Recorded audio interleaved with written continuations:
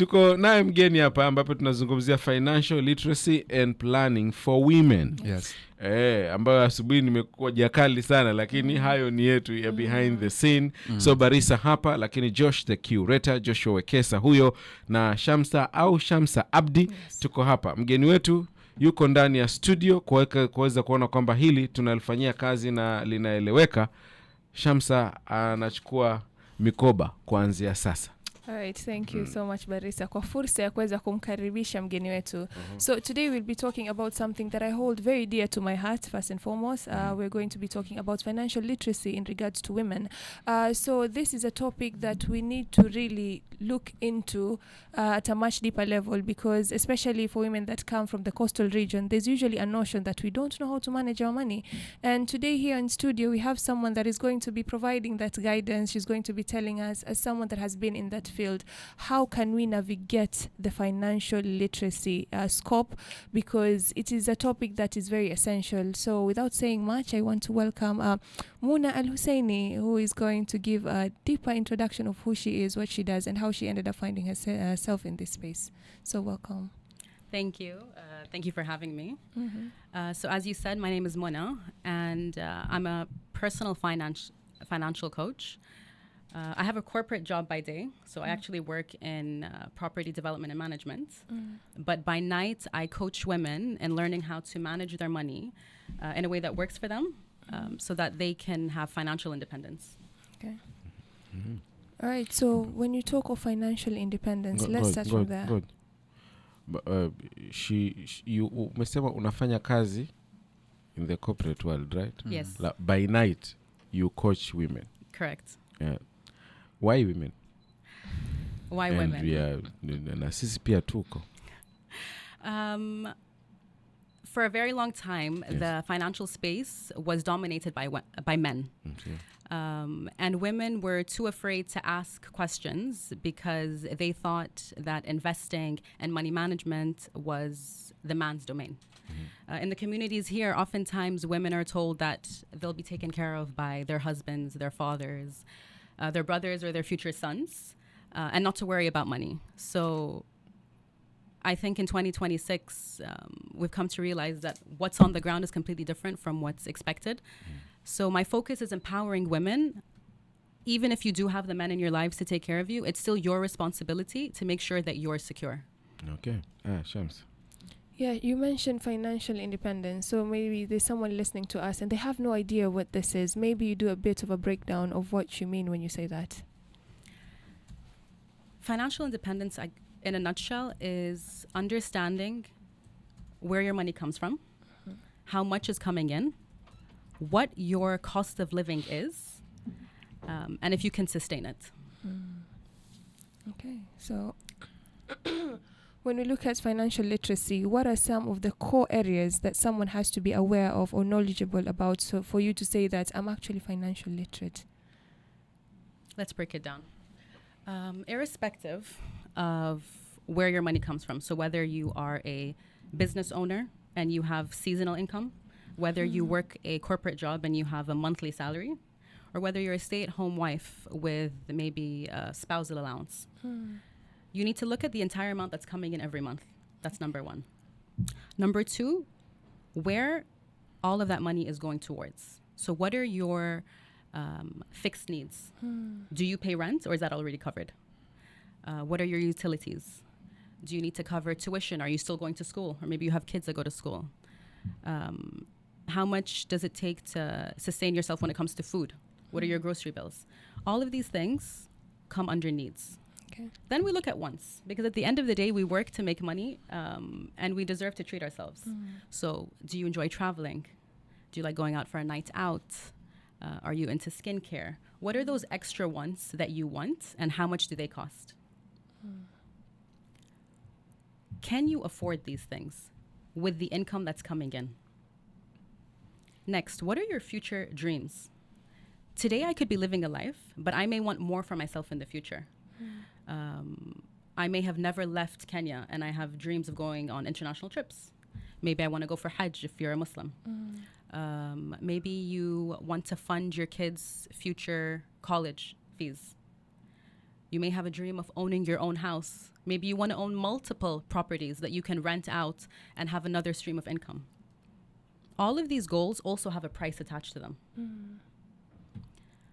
And finally, there's the things that you can't plan for, but you have to know that they may happen. And these are emergencies. You can have all of these needs, all of these wants, and all of these future goals, but then life can get in the way.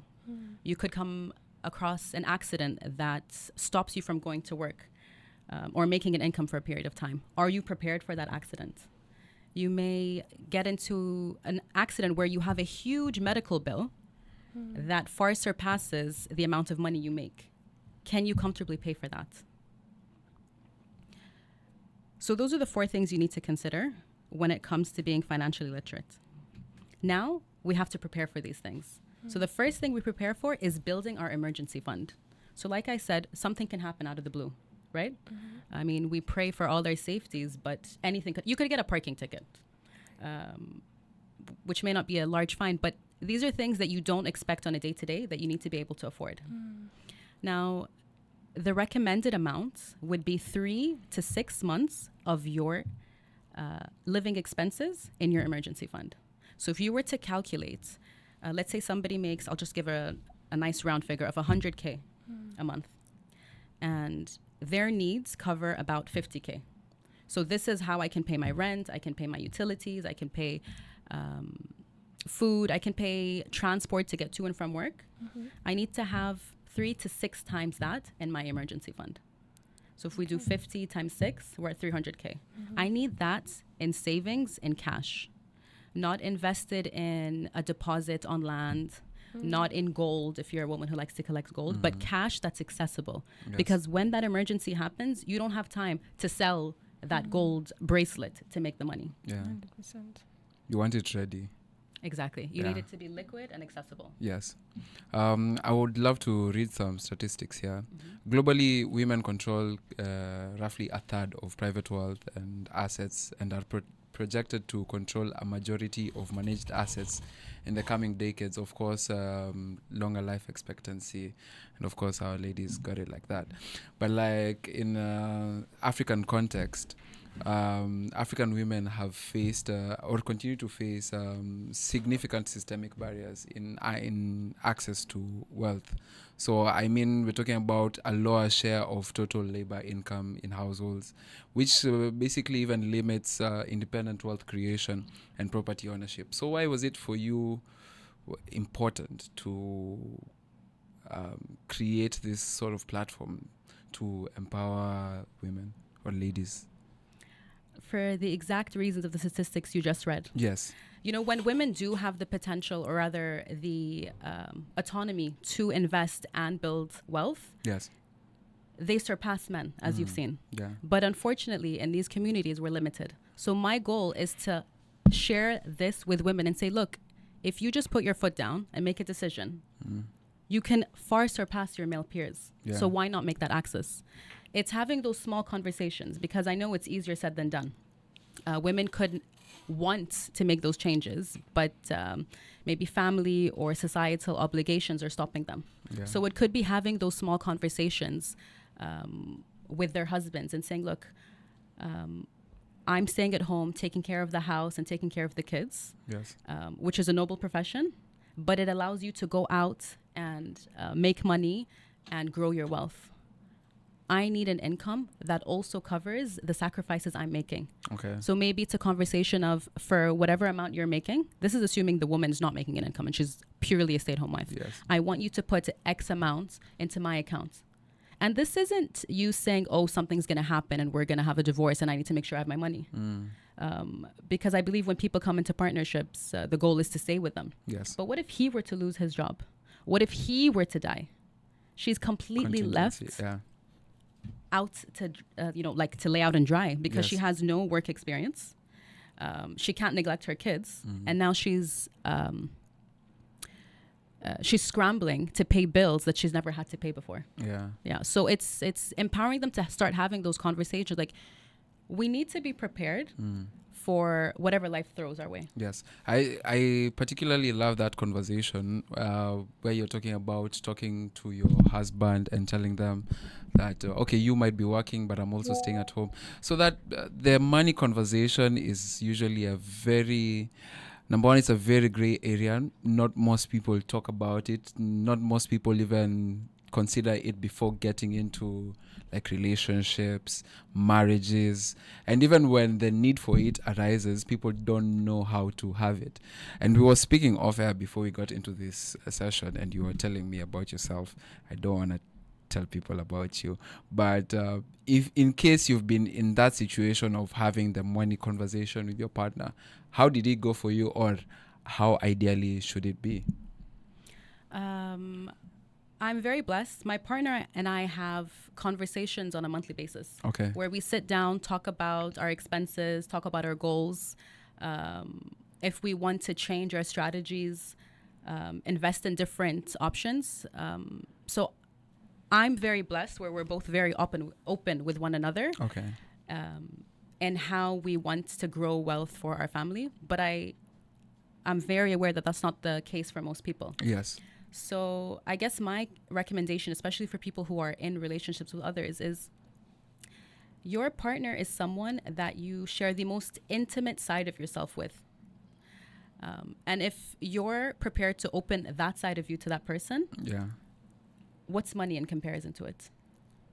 True. So say, look, if I'm willing to completely put my faith in you, have kids with you, and grow with you, money is completely tied to that. Yeah. Because we can't grow a life if we don't know if we can afford that life. And if we truly love each other and want the best for each other, then we have that same shared goal. Sure. Maybe now after, or even with the conversation, what does like an ideal financial relationship, or how does it look like? Is it I'm gonna put this amount for us to spend, and this other person is gonna use the other to save, or even who accesses the accounts, how many, What's the split? Yes. Yeah. So I don't think there's one shoe fits all. Okay. I know some couples are very open to having only a joint account, and then both of their incomes come into that same account. Or if the woman doesn't work and it's just the man, they have that. The one I generally recommend is having 3 accounts. Okay. Each person should have their own separate accounts, because at the end of the day, it's their money that they're making. Yes. And then one joint account for your needs, your joint needs, Okay. right? So irrespective of who's paying out of that account, it's a joint need. So if the husband is putting money into the joint account, the wife can withdraw money to pay rent, or he can withdraw money to pay rent. But she knows how much rent is, and he knows how much rent is. So if an emergency were to take place, none of them are wondering, oh, which account am I paying my rent to? Yes. Or which account am I paying my utilities to? Because these are things both of you need to know. Yes. Okay. Hi. Okay. Tuweke pin. Narudi hapo. Tumeweka pin hapo, tunarudi. Yes. 9:30 tupate tone la spoti, alafu turudi hapa na Muna. Yani yapo mengi. Umeambua kwanza account, kama mimi sasa itabidi nimuulize. Mimi pesa yangu nikipata yote na mtu asini question. Pesa yangu mimi ikiingia ya mshahara. Ndio nakuuliza. Madamu wako anajua anajua. Unatumia pesa aje? No, anajua mimi napokea shingapi ya kazini. Kazi peke. ya hapa. Hizi za kando kando. Za kando kando zinamhusu nini? Nini? Mimi ni mshahara anajua, by the way. Hata anaweza access. I thought you guys should disclose everything. What disclose where? Unaambiana? Wewe. Naambia nani? Mpenzi. Sina wapenzi. Alhamdulillah, zangu ni zangu. Unaona double standard. No, hear me out. You know, Wanasema in real sense, his money is my money. My money is my money. No. That's it. No. That's how it should be. When I opt to use my money on you, that's a choice. Wacha tuondoe huu utata, alafu turudi kwa Josh pale, mahali tumeweka pin. Sawa. Hapo ndo nilikuwa nataka ni hapo. Because now we are in a situation whereby let's say hypothetically speaking, the guy is going to work, but the lady is maybe or even the other way around. Maybe the lady is the sole provider and the guy stays at home. Transparency of how much we are making and how much is put into the household. Of course, both parties might feel entitled to a certain extent to know how much the other person would be making. How do you address that? When I want to know how much you're making, but you feel like hiyo ni yako, hiyo ni yangu, mbona nikwambie? Yeah. My answer comes in two folds. Yes. First and foremost, I'm a Muslim woman, and my target is Muslim women. And in the Islamic faith, the household maintenance responsibilities falls on the husband. Okay. So it's his responsibility to make sure that rent, utilities, food on the table is being paid for. Yes. If him asking his wife how much money she's making is because he's looking for her to start making contributions because he wants to neglect his responsibility, then I would advise against her disclosing the amount. Okay. So I don't think there's a one shoe fits all. I think it depends on the relationship and what your faith or what your morals dictates. Yeah. Now, that's not to say if a woman wants to contribute to the house and she wants to elevate the household living, maybe they make the same amount. So she's like, I can live 2 times better than I am. Then why not? But it has to be her choice, according to the Islamic faith. Yes. Now, if you don't have those, if you don't have that understanding coming in, where you look at both the man and the woman's contributions to being equal, then I don't see an issue with sharing how much you make, because you've made a decision with each other to come into this as equal parties. But these are conversations that you should be having before you come into this partnership. Yeah. It shouldn't be a surprise after you get married, like, oh, Kumbe, you were expecting me to contribute to this. And she had an understanding of, oh no, I thought he was going to handle everything. Yeah. So these are the conversations you need to have before you get into bed, essentially. Yeah. Kwa hivyo mimi ambaye mshahara wangu unajulikana huko nyumbani na ana access now, kuna kosa hapo mimi Hakuna. So remember, sorry, just to say something, Yes, she doesn't have full access and control to your money. no that she has. She She has? that's what's happening. Oh, well, if that's your choice, good for you guys. Yeah, power Good to husband. you. Power to you and kiddos. Good husband. It's not so power many to of you, yeah. Not a lot. No, you know. Many of the new people, we don't know how much you're earning. You're just coming in, paying the rent, giving the food expenses. That's it. We have no idea how much you're earning. But you, as transparent husband. Yeah, I am. Okay, I see that. And it This is for protects you. your family. No, honestly. Yeah. Because I was working with someone who had no idea what her husband did. All she knew is that he got up every morning, went to work, came home, and that all the bills were paid.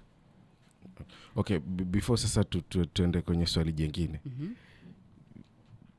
Hiyo ina maana yoyote?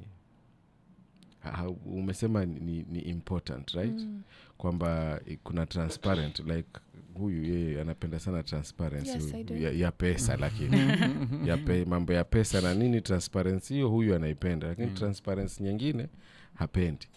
So That's a story for another Yes, day. I'm not going to say anything on that. So hiyo transparent, it's good. Yes. Umesema ina aid wazi na what have you, but is it good for the kwa huyu mwanamume? Is it good kwa mwanamume kufanya hivi? See, again, it depends on the relationship, right? If you know that you have a overspender for a wife, who maybe she doesn't have the budgeting or financial skills to manage the expenses in an efficient and sustainable way, where if you were to give her a credit card and she would just be maxing it out, then maybe let her know, this is the amount we have for our household budget. Okay. That's where the joint account comes in. Yes. So your money comes into your separate account, you deposit the amount that needs to go into the household, and then that's what you share. Because you may have other responsibilities with the rest of that money. Okay. Yeah. Unajua kila mtu hapa nje ni mjasiriamali in the sense of entrepreneurship. Yes. Maanake ulikuwa najua hiyo utauliza. Ni jinsi gani mwanamke ambaye anakusikiliza hivi sasa anaweza separate between personal and business finances, yeye kama akiwa ni entrepreneur rather mjasiriamali? So she has to separate herself from the company. The same way a person who works a corporate job, the company makes money. Yeah. And then that person is assigned a salary. Yes. So she gives herself a salary. Irrespective of how the business is doing. Business could be booming. Okay. But she doesn't give herself a bonus. She continues giving herself that same monthly salary as her personal money. So that when business is good, she can reinvest and save and allocate to maybe more products, more services, whatever it is. So if anything were to happen with the business, because as all the entrepreneurs that are listening know, there is no straight line when it comes to business. You have ups and you have downs. Yes. So when you have those downs, because you've budgeted accordingly, you have a business sinking fund to protect yourself and still give yourself a salary. So it's really important to separate your accounts. Open up 2 accounts. Okay. So don't have a personal account and have people pay you for your services into that account. No. Make sure you have a business account. And from that business account, you pay yourself a monthly salary irrespective of what's happening in your business. Okay. Kila ambacho unasema kwamba niko na personal account yenye for example mshahara wangu hapa unaingia. Lakini nikifungua biashara niwe na account nyingine ya biashara, lakini at the end of the month bado pia nijilipe. Yes, correct. Honestly speaking, as an entrepreneur who's been in that journey, it's not easy, to be honest. It's really, yes, even separating the amount, because you find that sometimes you're even financing that business because things are not looking too good. So I know for a fact that for the ladies that are probably listening to us, especially the home bakers, the tailors, the makeup artists, when you tell them to do the separation where they have money for their business and money for you'll find that 90% of the time they won't have that money to pay themselves salary. Correct. Okay. So I wouldn't pay myself a salary from the first month. So if I decided to start a bag business where I maybe embroider bags on canvas and I sell them, I wouldn't say, okay, great, I made 100 sales and now it's time to pay myself. No, your business is a baby. You're still growing it. Here is where I agree with you. You're actually putting more of your personal money into the company. It's only once the company is sustainable and making a profit that I would now start giving myself money. Okay. Now, I understand that not everybody has a corporate job and a side business. For a lot of these women, this business is their only source of income. Yeah. So I would give myself just the bare minimum that I can sustain my life with, and everything else has to stay in the business, because if I keep pulling it to fund my life, the business will never grow. 100%. And I'll continue that cycle of living business sale to business sale, and I'll never grow. Okay, maybe as someone that has been in this industry, again, you say you coach women from Mombasa, I'm assuming, as well. So I initially started in the States. I only moved to Kenya last year, but I've started coaching a few here. Yes. So maybe what are the some of the challenges you see that are predominantly from the people of the coast or Mombasa, and how can they improve so that we can say that they're also financially literate? I just want to correct a bias you may have. I think the issues that I've seen here with the clients that I've taken on are the same globally. I don't think when it comes to money management, yes, there are a few cultural differences, but overarchingly, they're the same. Yeah. And it's a money mindset thing. I think the thing that a lot of people initially struggle with is lifestyle inflation. So today I'm making a certain amount of money and I'm affording a certain lifestyle. And I'm really struggling and hustling. And then the minute my business grows or my salary grows and my income grows, now my lifestyle grows with it. So whether you're someone who started off maybe with business just making 5K a month, and then a few months down the line, you're making 50K, and you're doing so well, you're now making 100K, and now we've gotten to 500K, but you're still living paycheck to paycheck. Because maybe initially you used to walk to work. And now you're taking a tuk-tuk to work. And then business started working, and now you bought a car and you're driving to work, and now you're buying gas. So their lifestyle grew at the same pace as their salary grew. So they never gave themselves an opportunity to actually save and invest in their future. So it's learning like, yes, you're working hard, you deserve better things, but not at a faster rate where you cannot now save or build that emergency fund that we were talking about before. Okay. So we normally told to save, is it 50, 20, 30%? You'll go into details if that is even realistic in the current economy. Something else, I'm usually told that money that you're saving is not working for you, and most of the time you find someone they've saved for so long, but again inflation is happening. 100k last year or 2 years back is not able to purchase the same thing that you can buy right now with the same 100k. So maybe what are some of the investments that women can look into that would help them grow in the long run?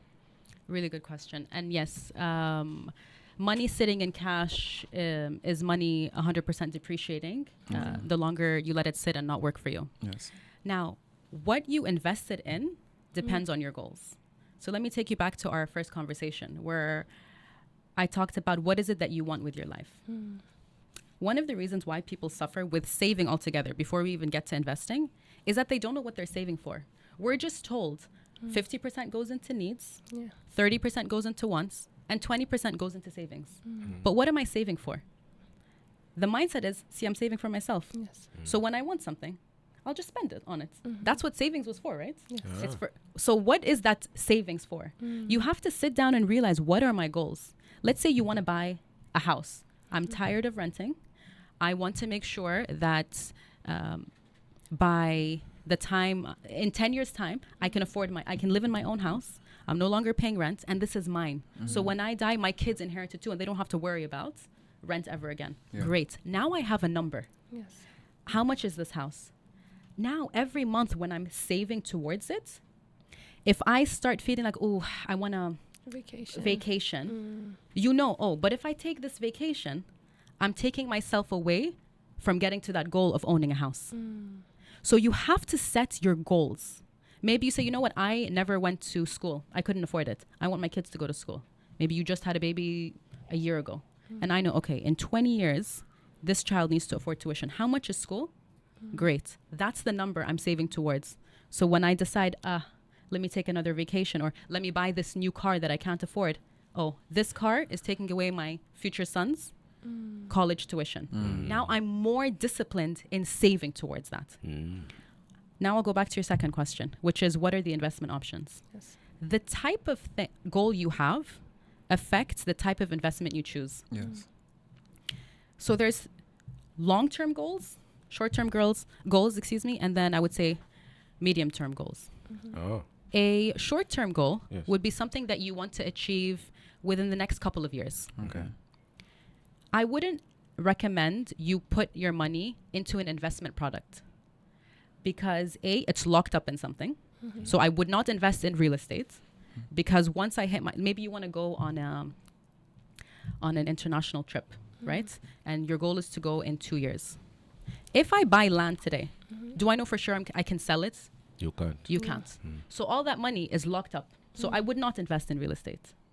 I would not invest in the stock market because the stock market also fluctuates. Yeah. And you won't really see gains until year 5.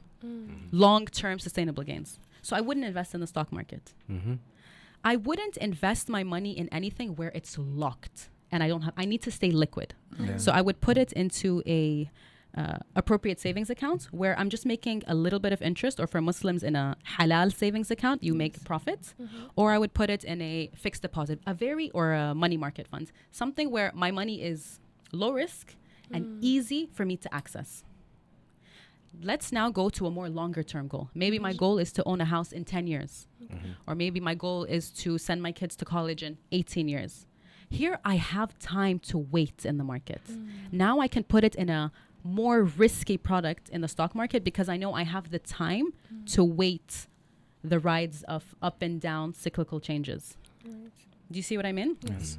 Maybe I have a goal of having a second stream of income when I retire. So I want an investment property. I would then okay, I can buy either an apartment, a house, or whatever it is, because I know I may not be making the returns today, but this is a very long-term thing, and it's giving me a second stream of income through rents. So I would first write down my goals, figure out how much they cost, what my time frame is. Am I waiting 1 to 2 years? Is this more like 3 to 5, 10 plus? And then choose an investment product that matches my goal. Okay, that Okay. provides a lot of clarity for so many people, because when we think of investment, we're usually thinking of, I just need my money to multiply, but you don't usually break it down in terms of, I want this money by this amount of years. So that has, Fungua account ya biashara, wacha mambo yako. yeah, I've been eating my business money. We need to have a conversation after this. We Yeah, should, you should have. You see, she doesn't have an account for her business. She Yeah. just eats her money. Yeah. Mi nitakuwekea as Ah, Luna ah. helps you open the account. in my defense, I was financing this business for so long, like 4 years. I wasn't taking anything from it. So now I've reached a point. I'm like, it Would needs you to- mind if we use you as an example and we can do a live session and see how we can help you? Yes, now. that Right would- now. that's a Yeah. good idea actually. Yeah. You're putting my No, please don't Yes. ask for permission. Ask just us. do it. Just okay. So what's your what is your business? I sell perfumes. Perfumes. Yes. Okay. And how are we doing so far? Have we broken even yet? Are we still financing it from our personal? Oh no, right now things are great. Okay, alhamdulillah. Alhamdulillah. So what's stopping you from opening up a business account? I think the idea of getting used to just having the money in one position where I'm like, oh, things are looking good. I use that money, take stock. If it's not enough, I just finance it. So I haven't realized that it's able to stand on its own. So I'm just not, yeah. So walk me through your income. So when you make money on your business, do you spend it on yourself? Sometimes yes, Okay. but not on a regular basis, honestly speaking. Let me speak from since February and March, I wasn't working. So I took a break from my job, my previous work, and I decided, you know what, this business, I've been financing it for like 3.5 years. And I just decided to live from it for those 2 months. And yeah, I've done a number on it. So what made you come back to the corporate world and take on this job if you were doing so well there? My thing is usually being in business, it's not too demanding. I'm someone that loves to be busy. I want to be looking forward to something. My business has reached a point where it doesn't need me to be actively present. It can still run without me being there. So Do you operate from home or do you have a physical storefront? I'm still operating from home. Okay. That means you don't have any overheads. No. You don't pay rent, you don't pay utilities. Your business is purely just like the only money that you're investing is on buying your products. Yes. You're in a position to really grow if you just discipline yourself in only living off of your salary here and create a fund from your salary here for business. So say I'm only allocating X percent. That's what's going into my business and I'm not taking anything out of it until I hit X profit. Okay. Right. Yeah. We'll try and do that. You see? Meona? Diagnosis here. Umeona? Na Wewe- pia sisi uweke sha yetu. In my business, invest, become an investor. I we here. shall. I am. 2%. I am after this session as well. Muna, so turudi huku, but thank you for that. Yes. So by yeye kushare, somebody else I know ako mahali anasikiza amelani. Hello? Separate your accounts. No, wait. Okay, kuna maswali yako hapa. What are the key principles of effective money management? The key principles of effective money management. Yes. I would say number one, having an abundant money mindset. So not worrying about spending your money. I think when you have a scarcity mindset, you become very scared in 2 standpoints. Number one, I have money today and I don't know if I'm going to have money tomorrow. So I want to spend it and enjoy it today. That comes from a scarcity mindset because you don't necessarily believe that you're worthy or deserving of that money and you don't believe that you'll always have it. So when you have it, you spend it all. And then when you lose it, you say, you see, it's a good thing I spent it when I had it because now I don't have it. That's number one. Yes. The other side of it is when you do have it, you're scared to spend it because you're like, what if it goes? And when you're scared of spending it, you don't pay yourself. And what do I mean by paying yourself? You don't invest. Investing is paying yourself because you're paying for your future house, your future goals. So when you're scared to spend, that's when the money sits in the bank for years and years and years, collecting dust and getting eaten away by inflation. Because you're like, I have money today. I don't know if it's going to be there tomorrow, so I'm just going to sit on it. So I would say really open up your mind and realize that it's okay. With what you have, let's work with it. Don't spend it all because you don't think you're going to have it tomorrow, nor should you squander and sit on it because you don't know if you'll have it tomorrow. Okay. Hii conversation ni tamu sana. Lakini muda nao unakataa kabisa. Now, so nitakupatia dakika moja ndio tuondoke. Utupatie, what do you call it? Parting shot. Yeah, for that lady mwenye anakusikiliza. For that man, because pia na wao wanasikiliza kutoka kwako. Yeah, the parting shot. Let's see, my closing words. Yes. I think that my last statement covers it, but I'll frame it in a different way. Yes. And that money is there for you to enjoy at the end of the day. Yes. And for you to enjoy it, you have to make sure it's working for you in the ways that you want. And it will not work for you if you don't take the time to sit down, figure out your budget, and write down your goals so that you can start working towards it. We. Money is there for you to enjoy. But I had that part. Wewe na tumekutumia kama example. You. We had to do some Yeah. We have to but get you have another to session. figure out a way for your money to work for you. Something. Something somewhere. But for you to enjoy that money, you need to find ways of how to make that money. So, figure it out. Yeah. And one of the best ways to enjoy more money, just as another closing, is to give. Okay. I truly believe this is not something that you can quantify. Yes. But I'm a woman of faith, as I said before, and the more you give, The more you receive. the more you receive in tenfolds. So when you give with a clean heart to support someone because you're in a position of having and you're in a position of helping someone else, God will return it back to you in tenfold, and I've seen it countless times. Yes. Okay. Asante sana. Ashasema. Muna kwa kuja. Umewafungua wengi, wakiwemo wengine hapa studio. Na wakiwemo wengine kwenye mandhari hii ya nje ya studio, lakini hapa tulipo. Mimi najua wamesoma. Hawatakwambia kama wamesoma, lakini believe you me, they've learned today. So sometimes siku za baadaye, miezi ya baadaye, tutakutafuta tena. Inshallah. Uje utupe darasa huru ili tupate uhuru wa kutumia senti na kuenjoy senti, lakini kujua njia nyingi za kutafuta senti. So tuachie hapo. Tende zetu. Of course umesoma leo. Nimeshika 9 out of 10 today. 9 out of 10. Yes. That's wonderful. So hiyo ya 10 kafungue account ya biashara. I will. And I will report back that I've opened an account. Yes, please do. Sawa. Sisi bwana tunasepa hapa. Mimi naamini tu umeweza kujifunza mengi tu matamu. So wacha tukae pembeni alafu tusubiri taarifa ya habari.